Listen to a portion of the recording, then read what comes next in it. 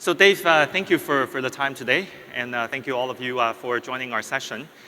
We wanted to make this a fireside chat. I know there's no fire, but it's a nice conversation where we can really talk about how global enterprises, financial institutions around the world are really looking at this notion of digital transformation, innovating at startup speeds, and a lot of the modernization of the existing processes that they're going today. So we're very lucky to have David with us today. And maybe we'll start off by kind of looking at the title of our session, Innovating at Startup Speed. What does that really mean for DBS Bank? So, yeah, interesting question. Well, here's a fact. Before internet, there were still banks.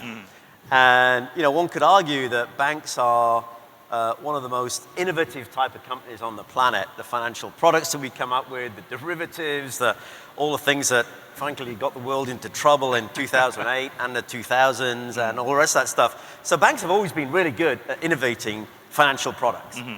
And the thing is, though, as banks shift and we start to see a completely new set of things that we're trying to face, which is really becoming a far more digitally interactive organization with customers and become a digital organization, then banks traditionally have not been very good at moving fast with technology. And the market today, though, is moving extremely fast with technology. Facebook has a new version every couple of weeks. Amazon puts a new change out every 11 seconds. And that's the market that we're going into as a bank in terms of dealing and interacting with our customers. So if we can't move at that kind of speed, we're always going to be way, way behind what is the current competition. And therefore, we've got to really think about how we increase that whole cadence and speed to market and ability to iterate if we have any chance of being able to compete with the new normal, which is very fast, very dynamic. Very agile. Learn as you go, agile go changes. So that's the imperative for us, is figuring out how we, if you like, take the innovation speed that we had with financial products and do that now with customers and customer journeys. But if you don't mind me asking, you're not a startup. You're a large bank covering very large regional geographies. So how do you pivot the bank into more operating in a startup manner? Yeah. So we've looked long and hard at the hows that we do that. And we spent a lot of time looking at the companies that we think do it well, that are also big. Right. Because you don't have to be a startup to be quick and nimble. The Googles, the Netflix, the Apples of this world, also pretty quick as well. So what we did is we took a look at all these companies and said, what enables them to move so quickly? What are the things that they do different to the way banks operate? And can we sort of, everybody goes to these presentations. Everyone, you can sort of like Google how Amazon do it, and there'll be a whole bunch of things, and you'll say, yeah, that's great, that's very impressive, and people internal send Harvard business articles on all this kind of nonsense, right? It's all very easy listening to this stuff and sending out presentations of how other companies do it. What we've done is sort of taken that and say, let's boil the essence of that down and figure out how we create an execution plan to get to that kind of speed by taking the lessons learned and the best of breed from the Googles, the Apples, the Netflix, et cetera. And so the companies we looked at Google, Amazon, Netflix, Apple, LinkedIn, Facebook, or some of those things. And we say we boil those down. That spells Gandalf. Right. And it's missing the D. And we're DBS. So our idea is, how do we become the D in Gandalf? And this whole journey around Gandalf and Gandalf the Great and Gandalf the White, this transformational journey is now how we're trying to move the organization to thinking in a completely different mind space about who we are, how we innovate, how we operate. Excellent, excellent. I think that's the first time I've heard a Lord of the Rings analogy there. That's very interesting. So if you look across the industry now, especially within financial services and in Asia, everybody talks about fintech. Everybody talks about it in terms of the disruptive nature of how fintechs are posing threats to the banks. Do you see it that way, or do you see it as an opportunity? Perhaps banks can work with fintechs, or perhaps even embracing some of the you and I talk about the accelerator programs that your banks are running as well. Maybe you can talk a little bit about that. Yeah. So we see fintechs as a fabulous opportunity for us. So first of all, you've got to decide, are you going to treat them as a threat or are you going to treat them as an asset? We think it's a fabulous asset. One, because you've got a whole bunch of people thinking about now how we can change banking in different ways. Right. And a lot of these companies are looking for partners to work with. So our whole philosophy has been, we're going to embrace fintech as much as we can. And we're going to help them start up because we think that builds the ecosystem. And we're going to figure out how we can take fintech products and build them into our platforms and get fintech thinking embedded in our organization. So we've done several things along those lines. So first of all, how do you embrace the fintech community? Right. We've partnered to create an accelerator in Hong Kong. Okay. It's on its third round of accelerators now. We don't own the end product. We don't have any vested interest in the companies, but it's just creates this culture that on DBS premises, we have a bunch of fintechs that are creating new products and we help mentor them, and it's a sharing of ideas, if you like, between the two. In Singapore, we run this hotspot accelerator program, which does the same sort of thing. So we work with a lot of fintechs, getting ideas from them, helping them start up, building the ecosystem. The second thing is, how do you embrace them into the organization? So we see ourselves now as, how do we become the integrator of fintechs? And that has implications on the technology platforms that we create, the sort of APIs and interfaces that we build. And in fact, we recently launched a product in India called Digibank, which is a mobile-only bank. So, a lot of people go, okay, we're going to mobile first. Well, we're mobile only. Right. There is no internet. There are no branches. It's purely a bank on a mobile device. And that's full of fintech startups. Right. It's basically taken a whole bunch of different things from AI type assistants to recommender engines and boiling them together to create a new product. Fintechs love it. We love it. Great, great opportunity. And then lastly, on how do you create more of a fintech mentality within the organization? So we do that through this whole sort of education transformation agenda. So a couple of years ago, we said, okay, if we want to get the leadership team thinking about what it means to accelerate, innovate at startup speeds, be more fintech-like, why don't we immerse them in that experience? And so we have this leadership program, the top 200 people in the organization, and typically leadership training is like you go to Harvard or you do some sort of like deep interpersonal kind of nonsense. So we scrapped all of that and we said, this year everybody is going to go on a hackathon. And so we created internal hackathons, brought in a bunch of startup people, had a bunch of our leadership teams, put them in a room together and said, go create something. And to start with, you get this like oil and water separation, right? You got the bankers on one side of the room and this little huddle of fintech. Probably arms up. Yeah, exactly right. Who are they? By the end of the week, these guys are loving each other. I mean, it's just, the transformation is quite incredible. And, they're out doing testing and A/B testing and interviews and all this stuff. And you can see this complete change in the mindset of how they think about these organizations, and they bring that back into the office. Right. So all of this stuff starts to help get back to the overall agenda, which is how we start to innovate and iterate at a much faster speed in the organization. That's great. It's a lot of fun. That's great. That's great. That's fantastic to hear. I mean, we hear it with a lot of our global financial customers as well, and there's usually a lot of resistance in the beginning, right, between IT and business, and really trying to embrace this notion that you're working as a team together on iterating very quickly, building MVPs, right, minimum viable product. And throughout all of our engagements with these banks, we notice that the more they do it, the more they embrace it. Because all of these bankers and all of the IT staff within the banks, they're all consumers themselves. And they all use various different apps on their mobile phone, and they realize that's how the world is moving today. So if they're able to develop product in a similar manner, then they're just going to be just like the, call it the banking champion of the Facebook and Google and so on. Right. And I understand you visited our headquarters in San Francisco mid-August.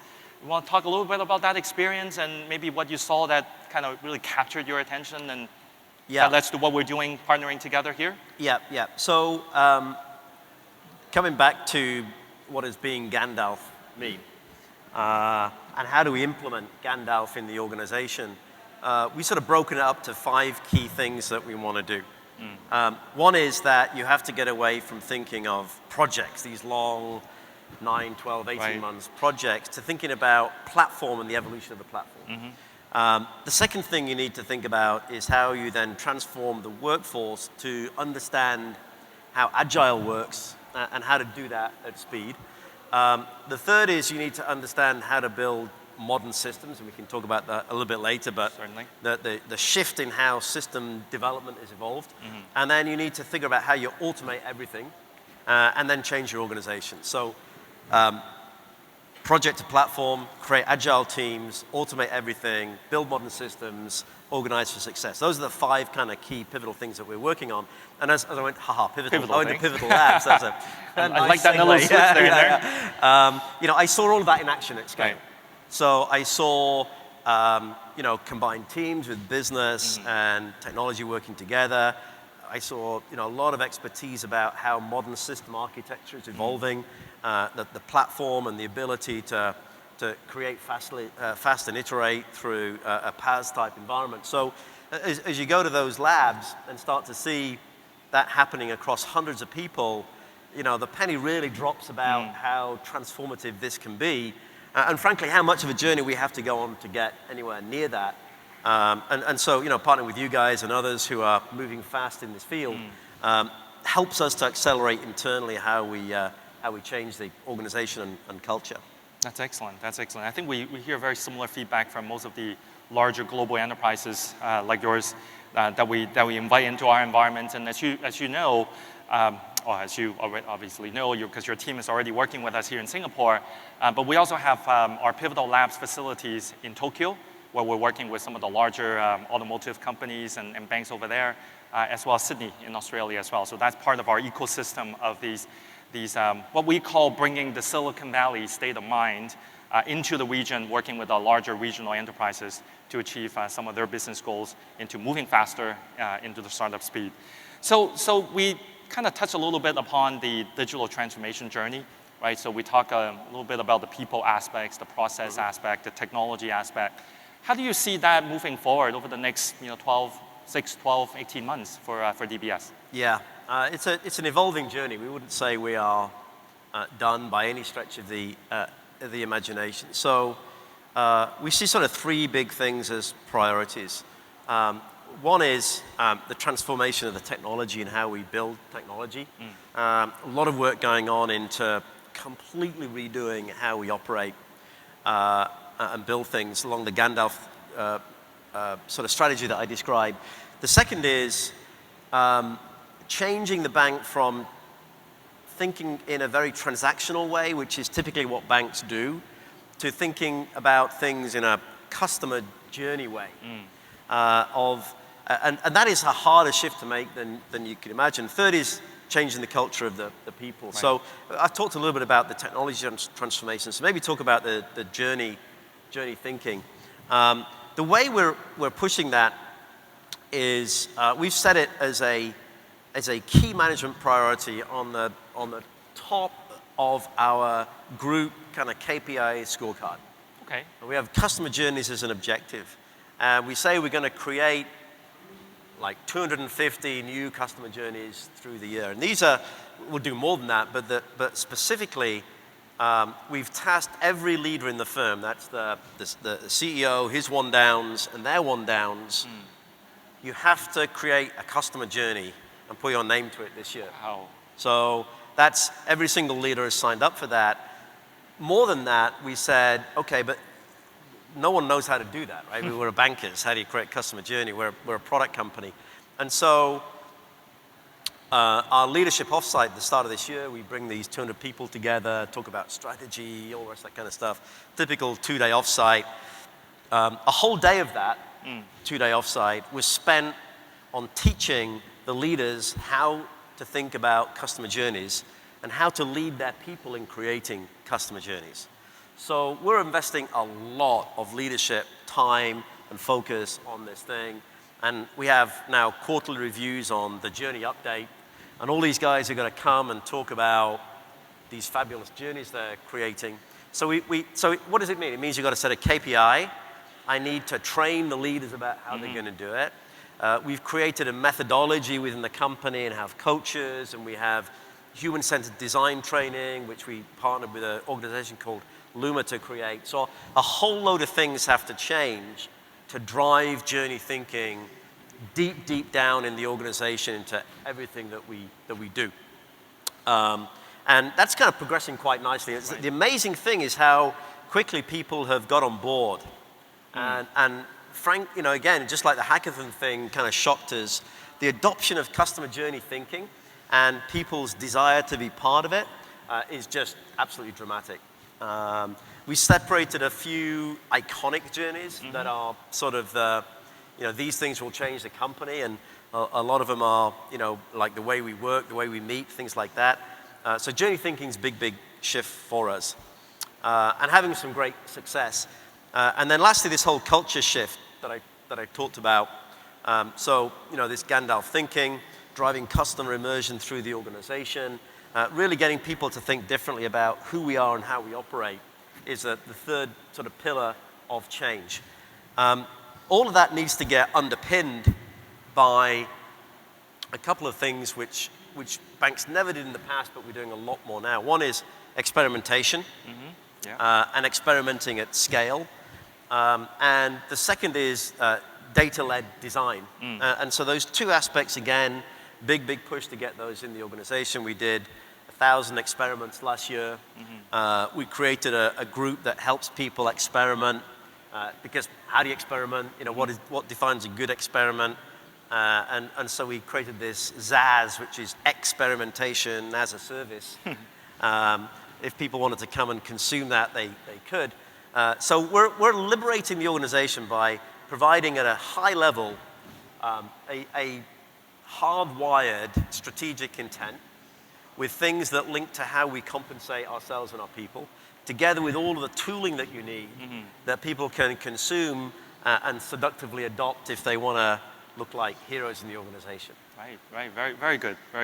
I think that's probably one of the reasons why earlier in this year, when our team was working together, trying to come up with the platform approach, trying to come up with the experimentation approach, running simulations and trying to do things not just in the conceptual space, but also at scale, that it made a lot of sense for our partnership to really flourish towards the stage that it's in today. So maybe we got a little bit of time left. So when I work with my team and we're preparing for this fireside chat, we know that you were awarded. DBS was awarded as the world's best digital bank by Euromoney. You want to talk a little bit about that and what stories you share with them that kind of led to that very distinctive reputation? Yeah. Well, it's a great award for us to win, and it's not exactly an Oscar. But it's about the next best thing if you're a bank. Right. So, Euromoney is probably the most highest regarded organization that awards these sort of recognitions to banks. And the world's best digital bank, just to say a couple of things about it, it was the first time that specific award has been given, and we won, which is pretty good. And there's some pretty tough competition of other banks that we think are doing great work. So we realize that the competition is pretty stiff. And it was the first time that any bank in Asia has ever won a global Euromoney award. The very first. So we're pretty chuffed by it. Yeah. We were quite surprised. It's sort of like a little bit like, we think digitally we're just kind of setting out our stall and getting ourselves organized and putting all these pieces in place. And I describe it's a little bit like, you're a master chef. Yeah. And you're just laying out your ingredients, and somebody says, "You got first prize." Yeah. Well, it's like, okay, we'll take it, we'll book it. Right? So now you got to go cook the recipes. Now we got to make sure it works. Something That's pretty right. cool, right? So fine, we'll lock that in, which is great. I think. Okay, so why? Lots of banks are working in digital space, doing innovation, etc. I think what Euromoney saw in us is some of the things I've described. That this is not some innovation group sitting off to the side that says, hey, we're innovating, we're innovative. Right. This is reinventing the entire organization and rewiring the core of who we are and how we act. And so all the stuff I talked about, the customer journeys, the deep immersion thinking, the experimentation, the data-led decisioning, And the fact that, our innovation group we have, their job, the only rule is you're not there to innovate, right? If you come up with an innovation, you're doing a bad job. Your job is to inculcate this culture of innovation throughout the whole company. And I think some of those things are what Euromoney picked up and said, the DBS is probably going deeper and broader than we've seen in many of these other organizations. But we do recognize we are the ingredients are laid out. We've made maybe our first souffle, something, our first course, and we've got a whole bunch more to do. But it's exciting to get it. It gives you some level of confidence that you might be on the right track and have the right set of ingredients. And now we just got to keep pushing away at it. Yeah, I think we were just talking to the project team that we're working on together. We're starting at the core. We're starting at the core and expanding out. And that's definitely a very courageous approach, if I may say so, in terms of what you're doing. But I think you guys have gone far enough in terms of your maturity, your development, your preparation, that you're ready to do so. So that's fantastic. Yeah. So maybe actually, that's an interesting point, right? Because a lot of the consultants out there talk about this two-speed thing, or bimodal IT, and we don't understand that at all, quite frankly. And we are really going after our core, right, as part of this transformation. And we see that you got to reinvent the core if you're going to act at speed anyway. So we don't get there's projects that run at different speeds for exactly that, but it's not like backroom is slow and internet facing and stuff is fast. I think that's just not a good strategy. The whole picture. Yeah. All right. So maybe one last question, David, if I may. So what do you see in the next, what's the next big thing that you guys are going to do? I mean, you're already on this journey. What's going to be the next big thing? Yeah. So, I think we're on this evolutionary path, not discrete path. And so I think everything we've done so far and will continue to do will be evolutionary rather than revolutionary.